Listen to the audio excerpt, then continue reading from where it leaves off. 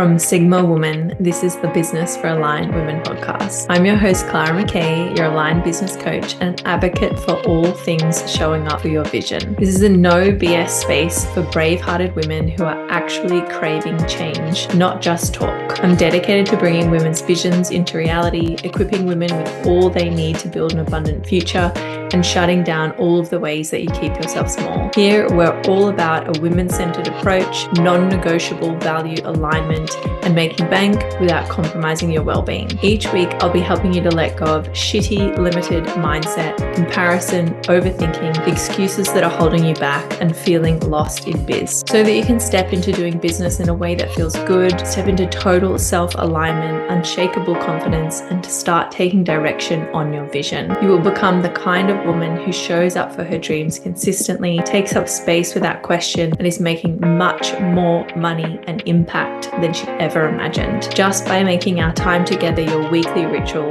you're already one step closer to your most aligned and abundant future. 3 final and more game changers in business. If you implemented what I suggested last week, please send me a message to let me know how that experience was like. If you listened last week and you're like, man, I need to do these things and you haven't done them yet, this is your kick up the butt. Go put it in your calendar. Nothing changes if nothing changes, sweetheart. Make sure that you actually set time to do them. It's so upsetting to me when I give people advice and they sit there and they listen, they nod their heads and then they never action it and nothing changes and then they get frustrated and resentful. Set aside some time. Otherwise, let's get into it. Before I get into it, I've got the content club. You can sign up now, get yourself set up and start in late March to start creating your own podcast and having every single piece of information and tool that you need in order to get there in a very low cost and doing it in an almost free way long term. It will become a beautiful channel for you to grow your audience and meet new clients. And if you are sick of the content hamster wheel and you want something that's a bit more permanent, a bit more strategic, a bit more going to talk to people that actually need your services, jump in this profitable podcasting training.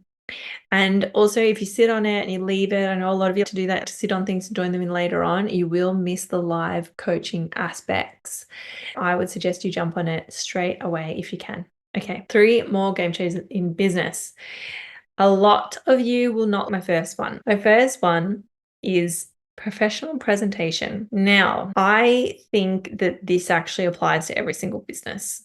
I know some of you will be, I'm a woo-woo, hippy-dippy moss girl, and this doesn't apply to me, but I actually believe it applies to every single business. Now, I am not saying you need to wear a blazer. I am sick of the blazers, but I am saying that you need to find a way to visually communicate your worth and value as a business through how you are visually represented.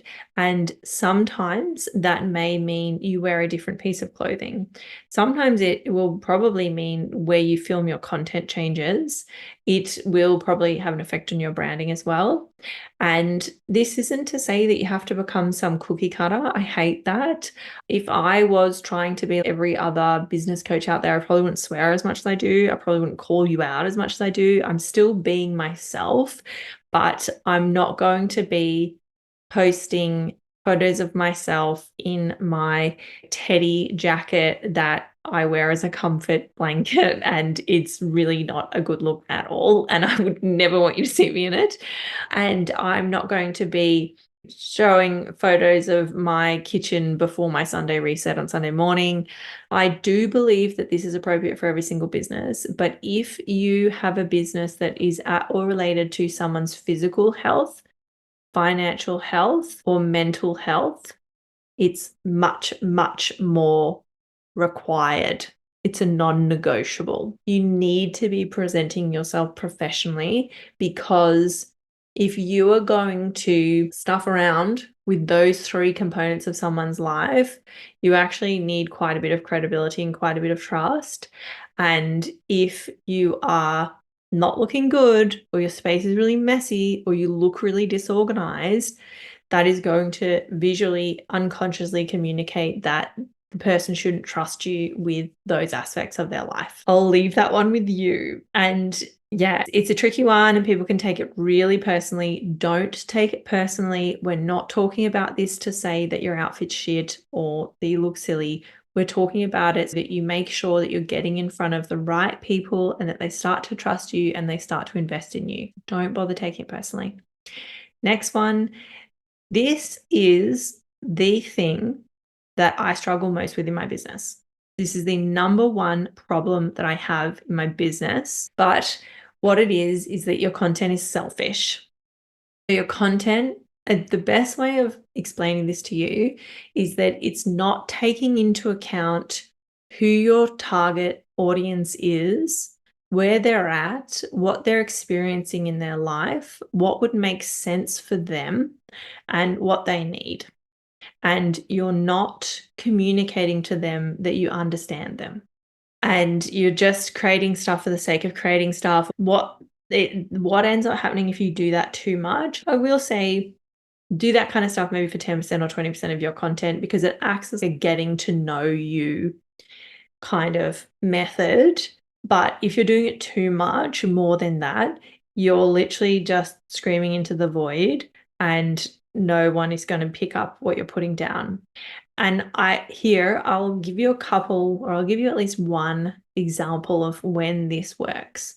Emma Chamberlain, her content is incredibly selfish because she is just talking about herself and her own brain and her own experience, but it's taking into account her audience because she's speaking to them specifically about things that she knows that, or she very strongly assumes that they would resonate with.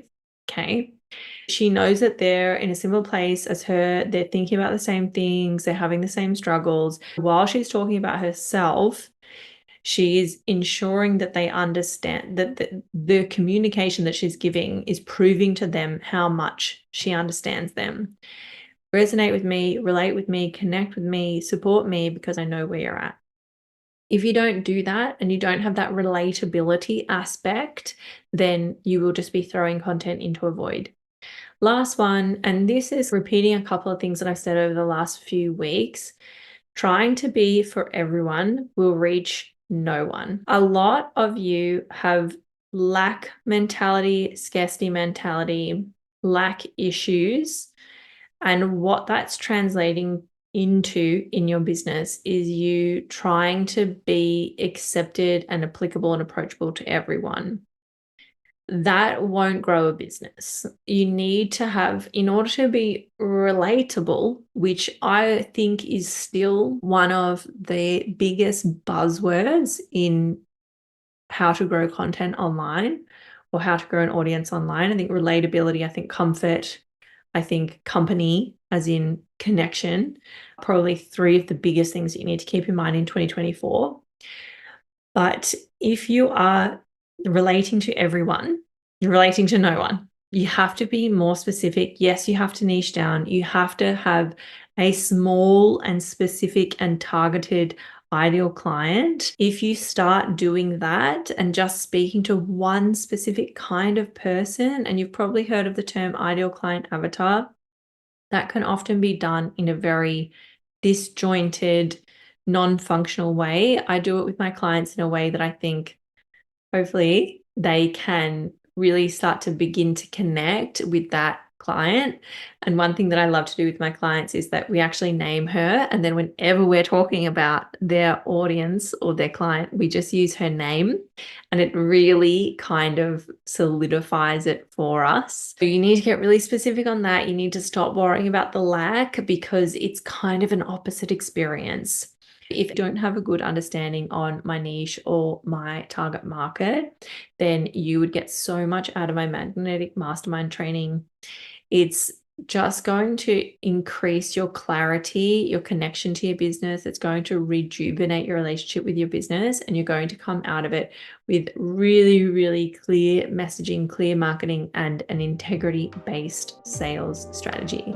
Grab it in the show notes. If you can't tell, getting to share this time with you is something that I find truly sacred. I know that you're busy. But if you've taken anything away from our time spent together today, could you extend the love and share this episode with a friend, your community, or on your socials? Tag me so that I can see it and I can share it too.